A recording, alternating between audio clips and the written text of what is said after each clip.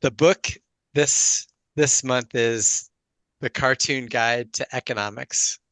And this came from our earlier meeting. We chose an economics book because we debated whether or not economics was valuable, whether it was something that you needed to know in order to be good at business. And the conclusion we came to is that this is a volume one microeconomics. The conclusion we came to is that we wanted to learn more about microeconomics, but there was a very good possibility that macroeconomics was just absolutely nonsense. And this is volume two, macroeconomics. Um, and then And have you read any of that, Ike? yeah, Have you read Macro? yeah, yeah, I Okay. have. I have read it. And the problem I'll agree about macro. Now, some things about macroeconomics are based in Keynesian economics, and I think it is valuable. The core thought about Keynesian economics is that the government can produce value, can produce economic value, where That the was Austrians, mentioned. Yeah, that was mentioned in the microeconomics book too, right? yeah, the Toward the end. the the core tenet of the Austrian school of economics is that the government cannot produce value. The only thing the government can do is extract value, right, from the people who actually produce. It's like an overemphasis on capitalists who are in business for money versus government who doesn't produce money. Um, and not that you asked, but I'm a former Austrian school um, devotee because Friedman was an Austrian school devotee, and I had read a lot of Friedman. He was the only economist I'd ever read. And I said, oh, well, this makes a lot of sense. I think the government just suppresses wealth or redistributes it. It doesn't actually create wealth. But the probably the last 10 years or so, I've switched. And the reason why I've switched is because I think we can all agree that if you have an interstate highway system, that encourages trade. If you have an educated population, that creates engineers. Like the government, even though you can't strictly quantify its impact necessarily on the economy, I have firsthand experience where when I operate in countries as a consultant that invest in their people, those countries boom economically. And the countries that don't invest in their people, those countries struggle economically. So now I believe in a government that invests in its people and gives their people education and healthcare and transportation and opportunity. Um, There's also so, the tax aspect, right? Like um oh, absolutely. all of those what do they call them? Like the external costs like pollution and traffic and all those things, right? Like Absolutely. you can Absolutely. you can either tax or uh cap cap and trade, right? One of the two. Either tax, like if you're putting a car on the freeway, Yeah. you must be taxed. Or you can say, you know, each person may have at most one car, but you can trade your, car ticket or whatever, your, what do they call it? Permit or whatever to another person for, some amount of money. So before we Anyway. talk about economics, real quick, Mhm. I wanted to talk just briefly on the presentation method of what's happened here, right? So it's a little silly that three educated people, like the three of us, decided to learn economics not by reading The Wealth of Nations or not by reading Das Kapital, right? Yeah. But instead by reading a cartoon book, right? So the first thing I wanted to ask you is, did you think the cartoon book was an effective way to learn or at least be introduced to some of these topics? Yeah. Yes. I did too. I loved Yeah. it, actually. Yeah. I Yeah. loved it so much that I also bought the Cartoon Guide to Statistics. Here, 1 second. Uh-oh. And I think Scott's looking for a book I stole from him 10 years ago, but I actually stole this book from him 10 years ago. Scott, you recognize this book? Yeah. So Yeah, I've had your book for 10 years. this Oh, one was oh, the first one that I read. I don't know when this is. I mean, it's falling apart. It is literally falling apart.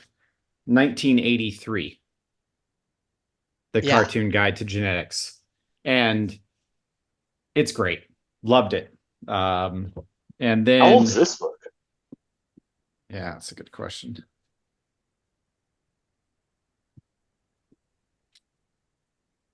2009? 10 is what mine says, but I don't know if that's a second edition. Mine says 10. Yeah. Yeah. Yeah, it is 2010. But I also have the Cartoon Guide to Chemistry and the Cartoon Guide to Statistics, same as you. Right. So I learn.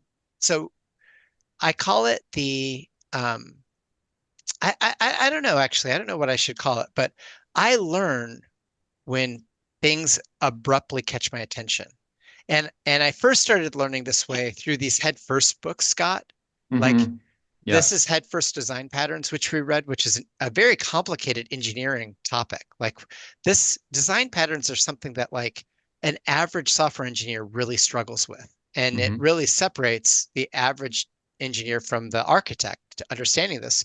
And you would think you would read these really complicated books about design patterns, but this one, it's just all comics talking about these design patterns. And it's a very effective way to learn design patterns. They made these comics in a lot of different ways. Um, the reason why I bring this up is I got curious about economics by watching an epic rap battle of history. Have you guys ever watched epic rap battles of history? I used to I've watch all that shit when I was a kid.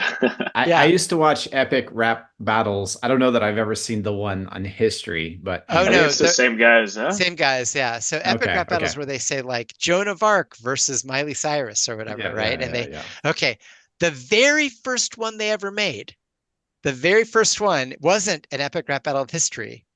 It was simply something on the two founding thoughts of economics. And it's a few minutes long. And what I was going to do, I'm going to cut this out when we post it on YouTube.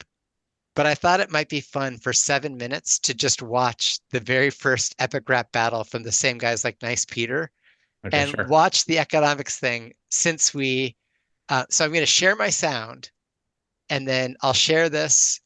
Um, and then tell me if you can hear this. Can you tell me both? Can you see my screen and can you hear this? I can see it and I can hear it. Lord Keynes, welcome, sir. It's a pleasure. The pleasure's all mine. Your agenda. That won't be necessary. I am the agenda. Tell them I've arrived. And then tell them I've arrived. And your name is? Hayek? F.A. Hayek? With an H.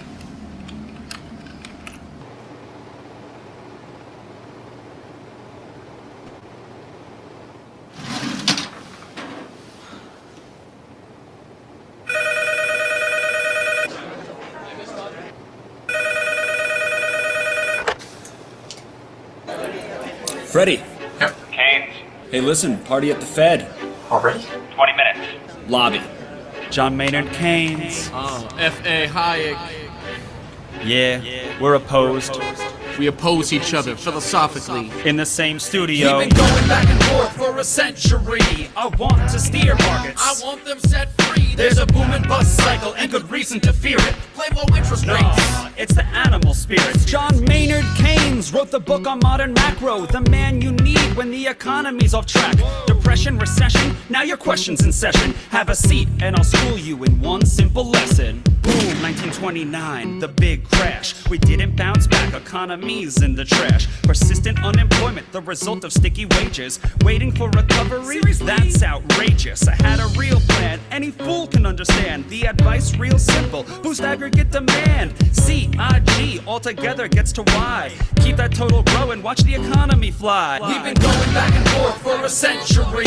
I want to steer markets. I want them set free. There's a boom and bust cycle and good reason to fear spirit. Blame low interest rates. Nah, it's the animal spirit. You see, it's all about spending. Hear the register cha-ching. Circular flow, the dough is everything. So if that flow is getting low, doesn't matter the reason. We need more government spending. Now it's stimulus season, so forget about saving. Get it straight out of your head. Like I said, in the long run, we're all dead. Savings is destruction, that's the paradox of thrift. Don't keep money in your pocket or that growth will never lift. Because business is driven by the animal spirits, the bull and the bear. And there's reasons to fear its effects on capital investment, income, and growth. That's why the state should fill the gap with stimulus, both the monetary and the fiscal. They're equally correct. Public works, digging ditches, war has the same effect. Even a broken window helps the glass man have some wealth. The multiplier driving higher the economy's health. And if the central bank's interest rate policy tanks, a liquidity trap, that new money stuck in the banks. Deficits could be the cure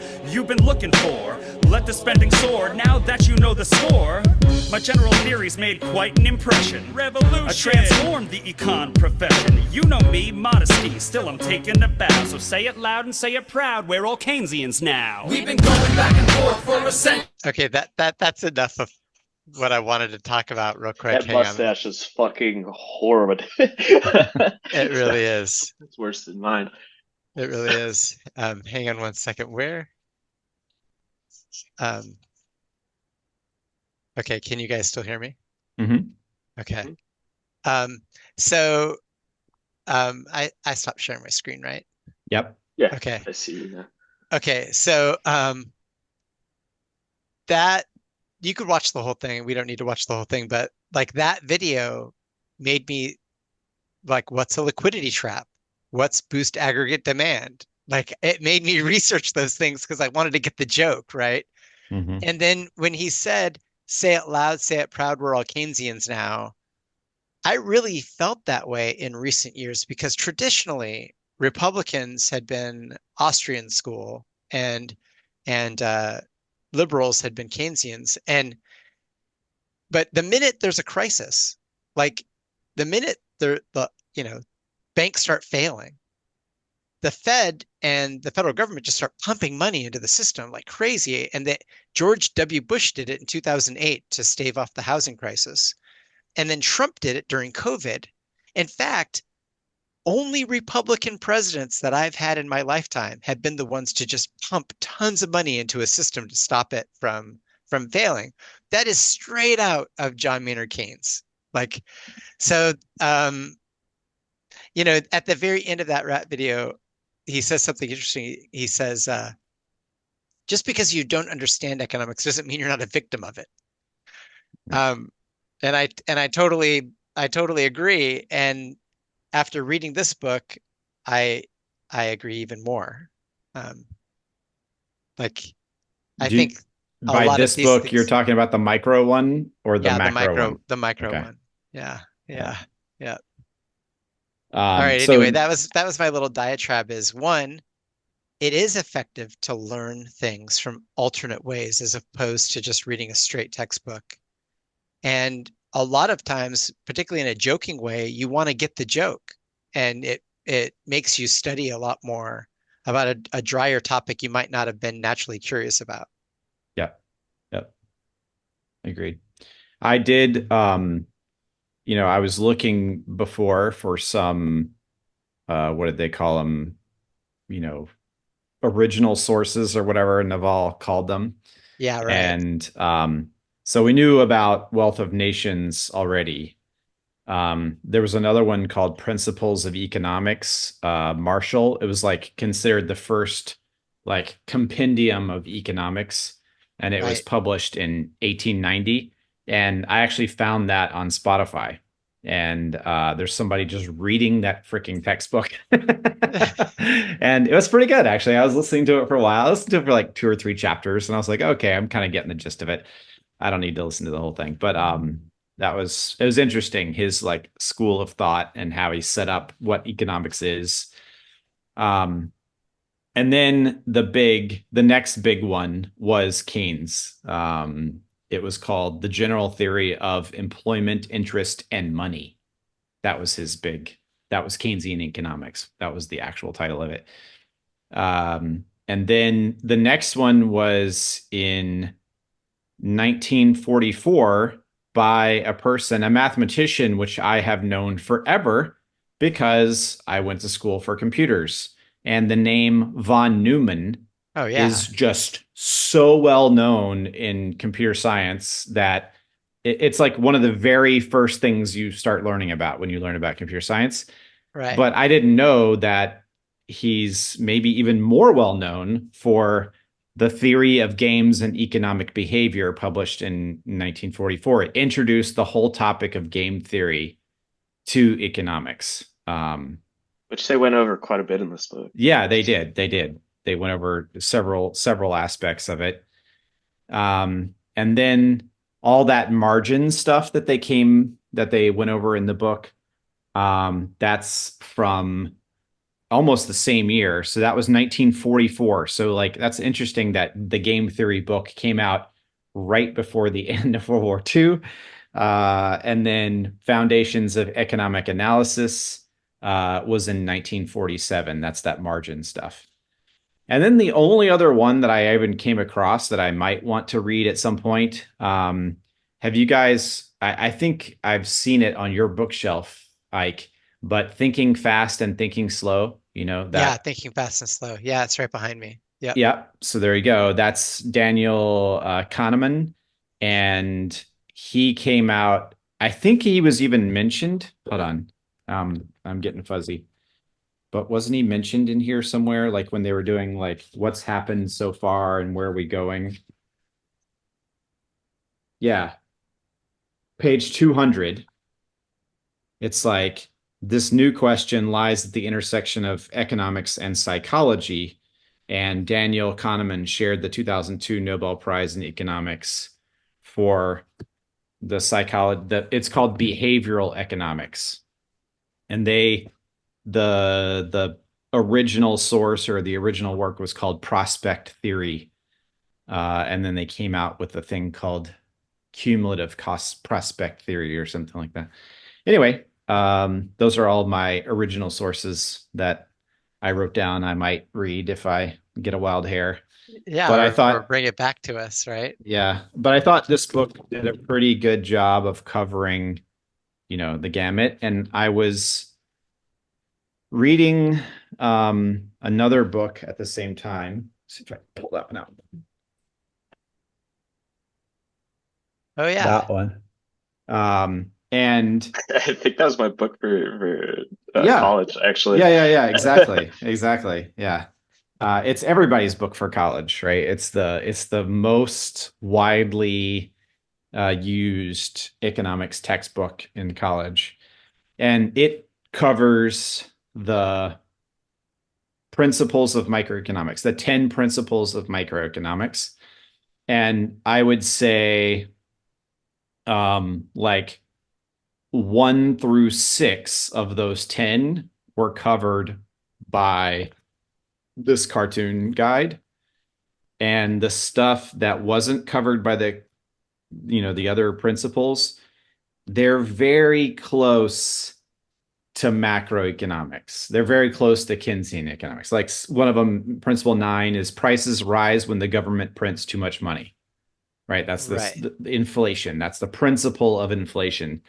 And it wasn't really covered under this book, but it's borderline macroeconomics. So it probably was covered by the book that you read, Ike. Yeah. So yeah, exactly. So yeah, the Chicago school or the Austrian school would say like inflation is just a straight tax. The government is not providing value by printing money and inflating. But the reality is, if you don't get to stay the same. You either get inflation or deflation. And deflation is very difficult to correct. So, and when you have a bad birth rate or low immigration or fully employed population and no room to grow, the analogy I use for deflation is this. If you have a hotel with 100 rooms, almost as bad as having only 50 of the rooms filled is having 100 of the rooms filled. Because if you have 100 of the rooms filled and somebody needs a room, you don't have anything to sell. And it won't matter what the market price is. You can't sell it. So if you've Yeah. sold 100 rooms a month ago at whatever the market price was a month ago, and the market shoots up and you don't have a room to sell, you're in a bad position. Yeah. So deflation means that people want to buy, but the market is increasing fees because everything is incredibly valuable and scarce, right? So We've seen inflation, several examples of this during COVID. Toilet yeah, paper, chips, not chips like potato chips, but like computer chips. right now common goods are That too. extraordinarily valuable, and so inflation, the government can control that and it can dial it back, and it's actually a really good mechanism to control what's happening in the economy. It's not a perfect one, and it's not foolproof as we found, but it can be very effective. And there's Um, also, I don't remember where I read this now. It could have been, I don't remember which of the books or if it was something I read online while I was researching, but like inflation and unemployment in the short term, those are diametrically opposed or whatever, right? Like in the short term, was it in here? I can't remember. I Is don't that think ringing a so. bell? Nope. Oh, shit. I don't remember where I picked that up. But basically, if inflation is high, unemployment is low, and if unemployment is high, inflation is low. Like there's a trade-off there between those two forces in the short term. Which is I, counterintuitive to me. Yeah. it kind of makes sense though. So when you're pumping like so much, if you're stimulating the economy so rapidly at a point that's unnatural, you provide a lot of jobs that shouldn't necessarily be there. Like for Mm. tech, for example, you know how as soon as they started stimulating the economy by lowering rates, all these people got hired. And then as soon as they started checking inflation, they had to get rid of those jobs because they can't afford it. So they started getting rid of people. We actually studied That this. does make sense. Yeah, it's interesting learning about all this stuff, especially when I'm going through my master's right now, because I see like we're studying during a very complicated time in the economy. Like these last 20 years, ever since like the bubble crash in the early 2000s, it's just been a lot of stimulating and more stimulating than I think anybody's ever seen. And it's really interesting, like what's going to happen in the next 10 years. Because as the value of the dollar goes down, the stock market also rises. Like that's one thing that people don't even put two and two together. I don't understand when people say the value of the dollar is going down. Against what? It's up against the euro. It's up against all of its major competitive currencies. Like, Yeah. I think it's against what do they Like call them? Like staples. staples, like goods, CPI. Yeah. Yeah. So people forget that like money is just like it's a form of exchange. It's a form of currency. Like this USB drive is equal to this mouse right here. As soon as you introduce more USB drives, the value of this USB drive goes down. So now it'd be two USB drives to one mouse. And it's actually there's a counter relation between when the value of the dollar goes down, the stock market does really, really well. And a lot of people just don't even realize that if a banana is going up $5 or to $5 per banana, it's not that the value of a banana just went up. It's just the exchange rate, the value of the dollar went down. So the same thing happens with stocks. So during all these times of stimulus, it's not that like all these people, they just like, oh, Apple's going crazy because Apple is doing better as a business. It's no, the actual value of the dollar went down. yeah, So that makes sense. That's if the market in general is going up. Yeah. Yeah, I see yeah, what you're saying. I mean, sometimes it is just Apple is sucking. as well. Or Yeah, like, yeah, yeah. yeah. But But the if the market has whole been going market, up this yeah, last 6 months. It's been, I don't know if you've checked your retirement lately, but yeah, That's yeah, it's been going up. yeah, a lot. Yeah, Yeah. yeah. why I Anyway, personally feel like all this stimulus actually ends up hurting poor people in the long run pretty bad. Is because they don't have money to put into like Roth IRAs or like invest. So their goods, like unless their pay raise is outpacing inflation, they're actually getting poorer, and while other people are getting wealthier. So that's why I'm not a massive fan of like stimulating the markets because I think long term it hurts people. Just like in the short term, everybody wanted stimulus, like during COVID, everybody's like, I need stimulus checks because at the time it was really important for like paying monthly rent, affording food and stuff. But now like shit's starting to get really expensive, and that's never going to go back down. Yeah. I mean, I have mixed feelings about it. Like in 2008, I was what, 30, 35 years old or so. And we thought, you know, I know right now it seems crazy to think, well, Lehman Brothers and some of these big banks, they'd been around my whole life. Not only had they been around, but they had been a force. Like they had been like a major component of our economy my entire life. And so when some of these real large investment banks started folding, um, you're like, well, if Lehman Brothers can go down, everyone can go down, right? Who else is going to go down? And so when the government stepped in and said, no, no, no, we're going to pump money into these businesses and they're going to pay us back, um, I was Did they relieved. pay us? Did they pay them back? They always Probably pay not. back. No, they did. No, look, people always say that, but they never double check. And they do pay them back and they end up making a lot of money. Like when Chrysler was about to fail in the 80s, the government dumped a ton of money into Chrysler. What they didn't just give Chrysler the money, they took ownership. They took equity for the money. And they said, okay, we're going to sell this back to the market, when you're okay. And 5 or 7 years later, the government got their entire loan repaid and made a ton of money on it. So they do get paid back. They don't just give the money for free when an organization gets bailed out. That's not accurate. It's just like nobody really understands how foreign aid works either, right? When the United States gives money to another country, they don't give cash. They hire US companies to operate in that company and in that country. So when they say to South Sudan, we're going to give you $100 million, what the U.S. government does is they pay $100 million to University of Washington to go gather a whole bunch of NGOs to go do whatever they're going to do. So it ends up being a boost to our economy on the foreign aid too. It's not just a blank check, right?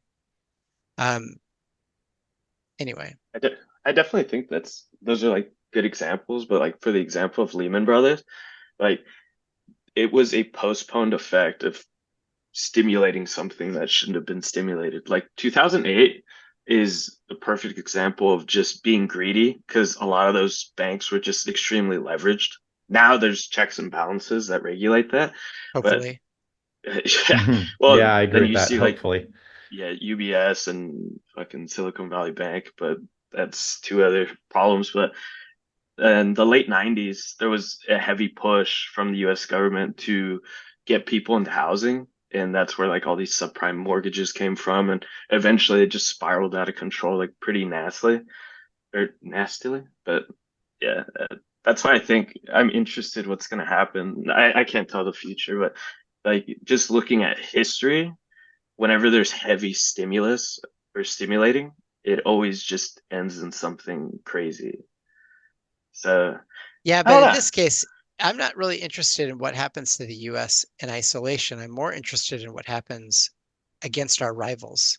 And as much money as we were dumping in during COVID, we were not as bad as Europe. And Oh no. the European powers were going crazy, and we were nowhere near as bad as China has been for the last 30 years. So our known now that those are our known rivals. I don't know about our unknown rivals, right? We don't know what's going to happen in Mexico or Chile or those up and coming developing countries might really capitalize on this, and it looks like they will. But our closest competitors, we behaved a little more a little more judiciously than they did, Conservatively. Oh conservatively yeah. than they did. Yeah. ECB had negative short-term interest rates, so you had to pay them to keep your money in the bank. That's how like heavy they're stimulating. Yeah. The only other bank that I've heard do that is Japan.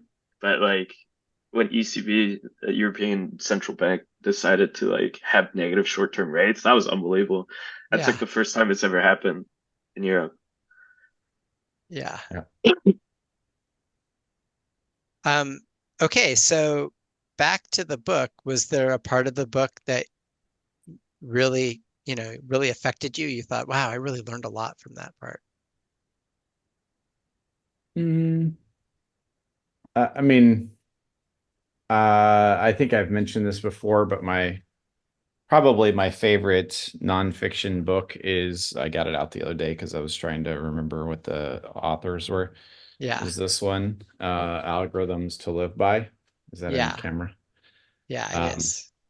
and so it has a fair amount of the game theory stuff, especially the stuff related to auctions and the prisoner's dilemma, and the fact that if you introduce one exchange of information in the prisoner's dilemma, that it becomes a um, what do you call the game where everybody loses? Anyway, it becomes a fair game rather than a game where the default option is to lose. What is, you know what I'm talking about? I can't remember the term for it. Um, anyway, so it has some stuff like that in the book. So I didn't learn anything particularly from those sections, although it did, I guess, reinforce, some of the stuff I knew before.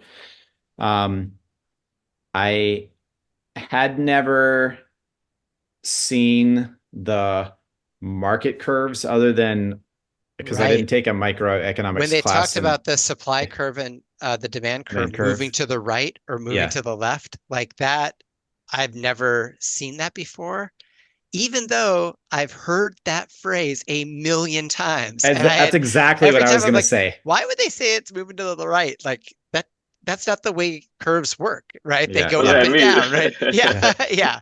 But then when Yeah. they showed the pressure moving to the left or right, and then when they found like the ideal price, the intersection of the ideal price, man, I've seen those graphs on CNBC so many times, and I'm like, oh, that now I understand. I Yeah. get it. Yeah. We Yeah. actually covered that in my first semester of my master's. Is we went over all the calculations of how to calculate how much loss there comes from like taxes and like total surplus and how much gets lost and how much affects the buyers and the sellers. And I didn't understand it up until like this master's program where I was like, what does that even mean? I was Yeah. like, if I have something for $5, I want to buy the fucking thing for $5. I'm just gonna like buy it, But now there's all these altercated or all this movement with supplies and demands. I really No. like that part of like, how does the government decide to tax the supplier or tax the buyer, right? Mhm. And where Yeah. and who pays for that price? And how do we determine what portion is going to be paid by the buyer and And it what turns out it portion is doesn't going to be? matter. Turns out it doesn't. Yeah, it Just doesn't affects the matter. buyer. Yeah, Yeah. yeah, Yeah. It's whoever's less elastic, right? That's who yeah. it's going Whoever's to less affect. elastic. That's Yeah. Oh, right. did we we went over this Yeah. in my class for economics and we were talking about taxes and we're calculating taxes and we have like some foreign exchange students in my class and like as soon as they found out, I was like, okay, taxes on the buyer, like obviously going to benefit the sellers. Like taxes on the sellers, like oh, it's going to benefit the buyers. Like no, they both like hurt the buyer. And Yeah. foreign exchange was like fuck taxes. Yeah. Yeah. The one thing I learned about this book is one thing I've always been wondering when you're driving in traffic and one lane's going faster, if you should move over. And the book was like, no, you shouldn't because other people are seeing that and they're going to move over. And that's like the whole idea behind it. An efficient market is Yeah. things will correct itself. So now I'm just going to stay in the fast lane, not move. Yeah. Well, there Yeah. there are situations where moving is beneficial, but in most part, you're going to end up in an office space. Office space situation. Is that the right movie? Yeah. I mean, Yeah, yeah, that's it makes me wonder if the government's ever read an economics book because the war on drugs makes absolutely no sense from an economic lens, right? Like the most the DEA can do is affect the price. Like they Hmm. can't affect the supply, right? Hmm. They can only affect the price. And if they're really good at their job, they're just going to make the price go up. And that's going to make the reward go up. Because Yeah. if you're making 5 points, would you rather make 5 points on $5 or 5 points on $5 million, right? Like the the reward's going to go up, and it makes you ask yourself, what would the reward have to be to make me a drug trafficker?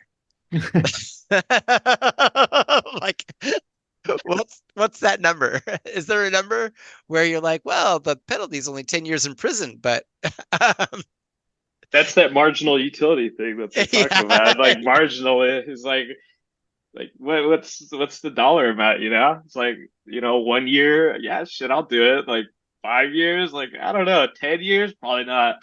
So yeah, Yeah. I could see you as yeah, a drug dealer. That'd be cool. But the DEA can, yeah, by controlling supply, they right. affect the price. Which rewards people getting into the business. Correct. And there's that's the circular, that's the thing that comes back around, right? Like the feedback loop, I guess. But what they're really trying to do, I think the DEA is trying to prevent additional people from getting addicted, right? So if the total number of drug takers, right, was fixed, then the fact that it goes up and down with the drug dealers wouldn't matter as much. But the fact that if drugs become ubiquitous, that there are more people addicted, then that's increasing demand. And that is a serious freaking issue, right? That's the real thing I think they're trying to affect is they're trying to lower demand. Yeah, Are you trying to say that like they're trying to affect the elasticity or Yeah. like if something becomes like elastic, less people addicted to it? Because obviously drugs like meth, I don't think is useful a whole lot. So if it's very like elastic, then you have the ability to affect. There's a greater effect on those curves. Yeah. Yeah, that's what I'm saying. I'm saying by trying to like prevent the total, yeah, they're trying to decrease elasticity of demand is really what that's a weird way to phrase what the DEA is trying to do, right?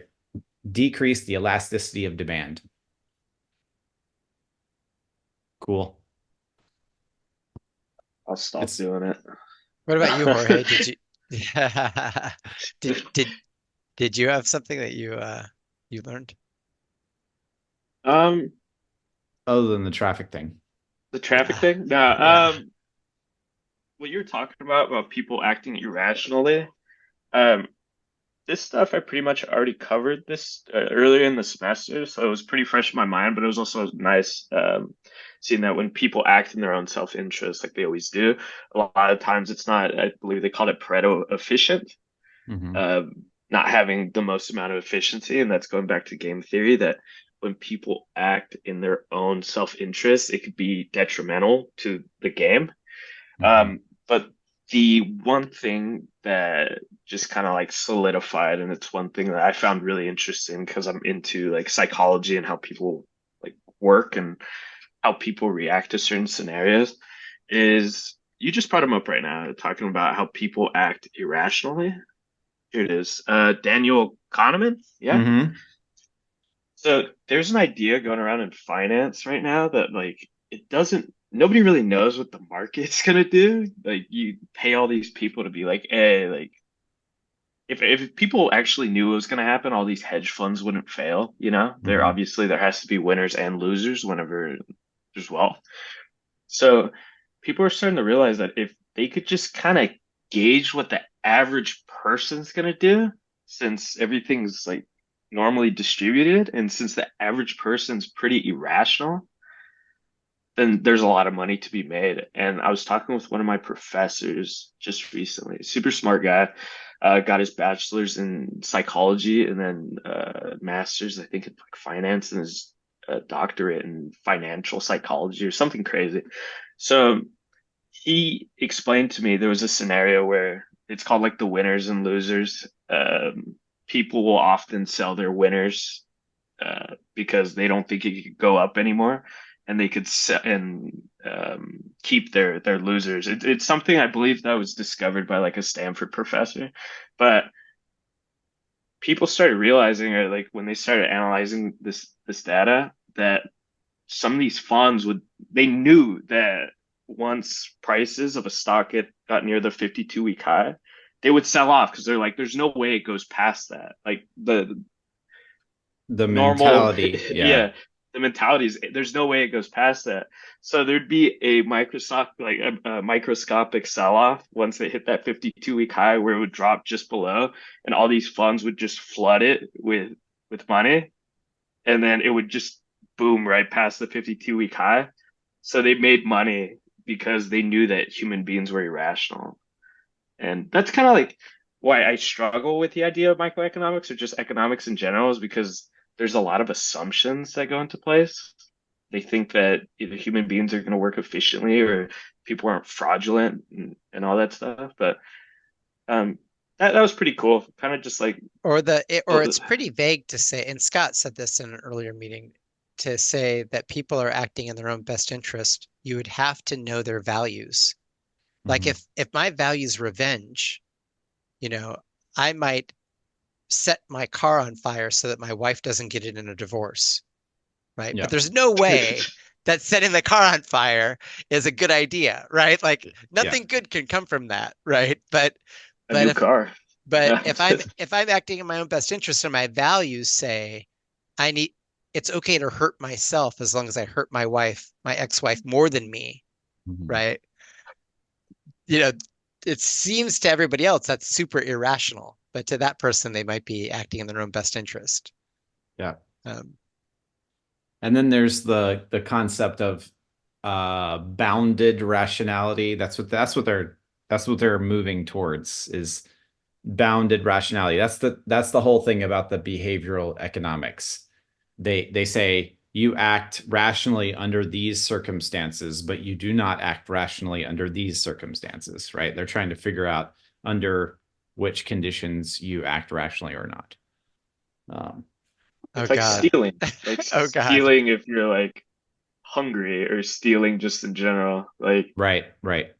Yeah. stealing, everybody thinks is like bad up until you're hungry and you're like, fuck, I'm gonna steal a loaf of bread. Yeah, even if I get caught, I go to prison and they feed me there. Yeah. Yeah. Oh, right. Right, right. All I think right. this book Well, was pretty cool. Yeah. I liked it. I was a little skeptical when we did a cartoon book, but in hindsight, I learned a lot, and I think the cartoon books are a great way to learn something. Mm-hmm. Yep. Agreed. Um, All right, Jorge, what do you got for us? yeah. What's the Okay. next book?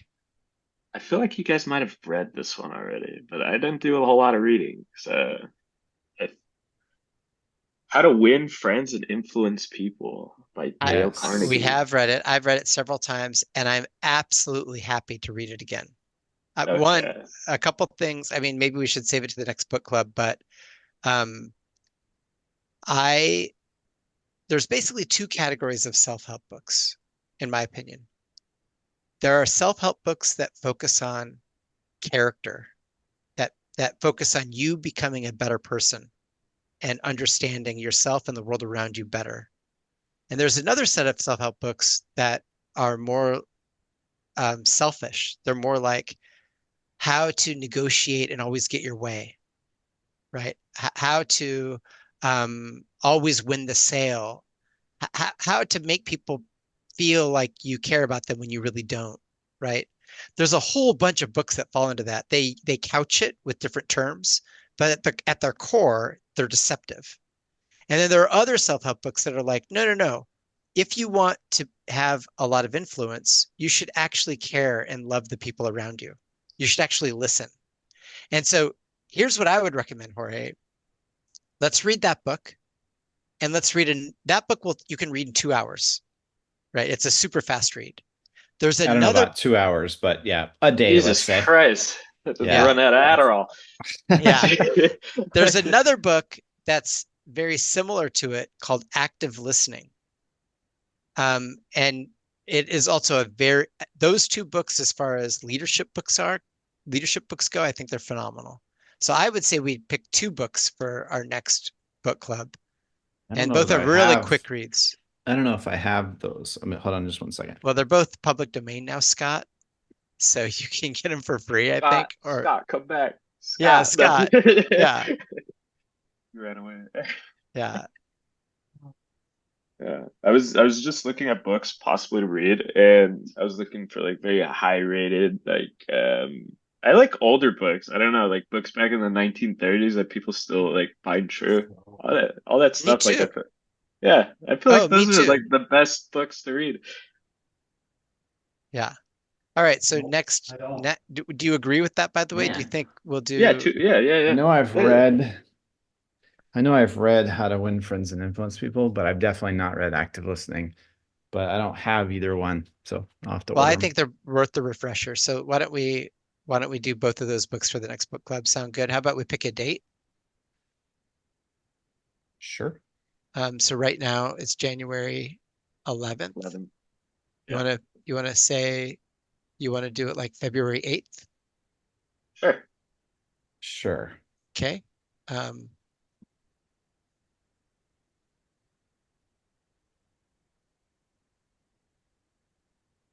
You look very IT right now, Ike.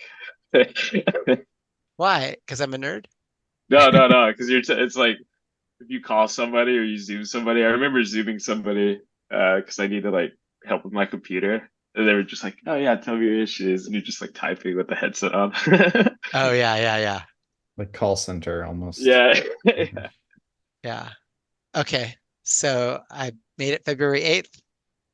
And I'm excited about these 2 books, by the way. I think they're worth rereading, and I think that they are very valuable. I think for all 3 of us who are, pretty articulate, good communicators, and we're leaders in our own way, I think it's phenomenally useful skills, both of them. Cool. All right, you guys. High That's five. it. I gotta go High play five. pickleball.